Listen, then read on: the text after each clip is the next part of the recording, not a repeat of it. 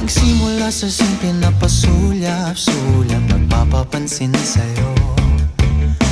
Umabot sa palitan ng mga mensahe, kilig na kilig ako. Kumusta, kain na, hello, magandang umaga.